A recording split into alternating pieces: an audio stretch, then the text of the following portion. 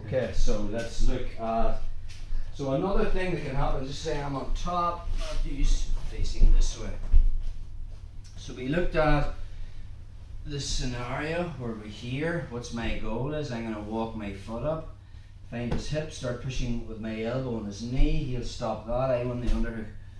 Turning my head to this side, and then we're in. Okay. So once we're here, if I don't make, just turn this way.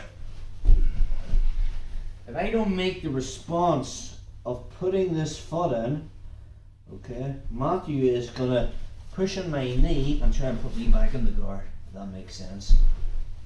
So from there, the minute his hand goes on my knee, I'm gonna find it. Alright?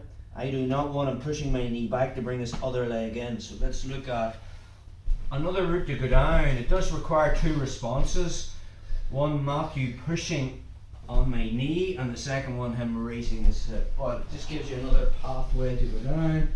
He's an half guard top. He starts to walk his foot up, and now from there I push on his knee. He wants the underhook, and we're there. Let's just say from this position, he doesn't make the wedge, so I don't want to hang around there. I'm looking to push on his knee to bring my bottom leg through into close guard. The minute I start to push on his knee, a response from him is he grabs my wrist. Alright, so I can't push his knee through. Now whether he grabs my wrist or grabs the end of my gi doesn't matter, but I'm going to re-grab his gi because I don't want him, I'm going to butterfly guard sweep him to his left, my right, so I can't let him basing with that hand. Now I need another response from there. Just turn this way, bro. At the moment I can't get any kind of a hook in at all because his hips are so low, but he will want to raise that knee as if to cut across. The minute he does, I put in the hook. But I can't butterfly guard sweep him, and he has the underhook. All I'm going to do is lift him from here, just don't fall over.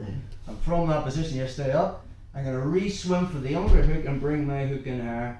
And now he's no base to that side, so I'm just going to plant the ball of my foot on the mat. And as I sweep, I'm coming up into my position. So let's just do it with the back to the camera. So we're here. He walks his foot up, I push, he wins the underhook, but now he doesn't make that wedge with his left foot, okay? So now, from here, I'm going to start pushing on his knee to try and get my guard back, but now he finds my wrist, and I'm going to re-pummel and get his wrist. I'm waiting on that response. The minute his knee comes up, and again, we talked about this earlier, your back step, I can slow down that cut cross pass, go, by raising my knees, if that makes sense. Now I put the hook in below his knee, and now I'm just going to elevate him a little bit, and as I do that I bring my hook up higher and I win the underhook. Okay, and now from that position I put the ball of the foot on the mat, and now I'm just kicking up and I'm in the mount. Just get one more angle on that. So once I push and he hits the underhook over here, so the response is I push, I'm looking to get my guard back. The minute he grabs, I grab. Once he tripods up, I bring my knees up, and now I just put in that hook.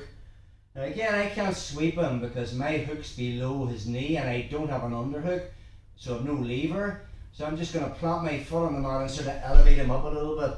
Now there's space to come under, foot comes in, and I'm using my free right foot to tripod up and push myself.